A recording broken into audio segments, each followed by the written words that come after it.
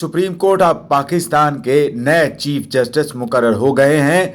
सदर ममलिकत ने उनकी तकर्री का नोटिफिकेशन जारी कर दिया है।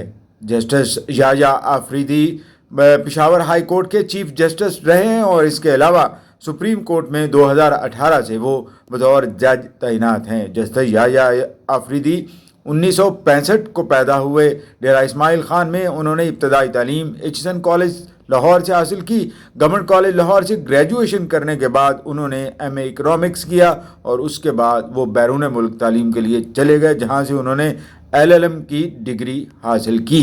बाद में वो प्रैक्टिस करते रहे लॉ की और जस्टिस अतर मिनल्ला, जस्टिस मंसूर अली शाह और जस्टिस याह्या आफरीदी तीनों का मुश्तरका चैम्बर था इस्लामाबाद में।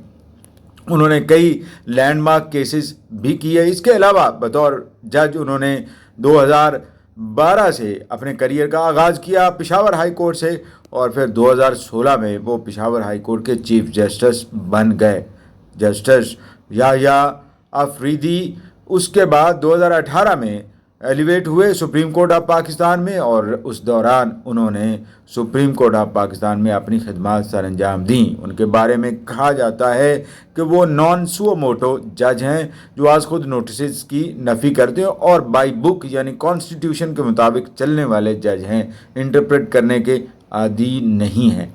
उनके बारे में और भी बहुत सारी बातें हैं जिससे उनकी प्रोफेशनल इंटीग्रिटी और प्रोफेशनलिज्म का अंदाज़ा होता है। जस्टिस याह्या आफरीदी का इंतखाब 2 सीनियर जजों पर हुआ है, यानी जस्टिस मंसूर अली शाह अगले चीफ जस्टिस हो सकते थे पुरानी सीनियरिटी लिस्ट के मुताबिक, लेकिन 26वीं आईनी तरमीम के बाद जस्टिस मंसूर अली शाह और जस्टिस मुनीब अख्तर को और जस्टिस याह्या आफरीदी में से जस्टिस याह्या आफरीदी को चुना है। पार्लिमानी कमेटी ने जो अपोजिशन और हुकूमती अराकीन पर मुश्तमिल थी, 12 अरकान जिनमें से 3 अरकान जो पाकिस्तान तहरीक इंसाफ या सुन्नी इत्तेहाद कौंसिल से ताल्लुक़ रखते थे, उन्होंने इन प्रोसीडिंग्स में हिस्सा नहीं लिया, जो 26वीं आईनी तरमीम के बाद पहला स्टेप था चीफ जस्टिस ऑफ पाकिस्तान की अपॉइंटमेंट के हवाले से।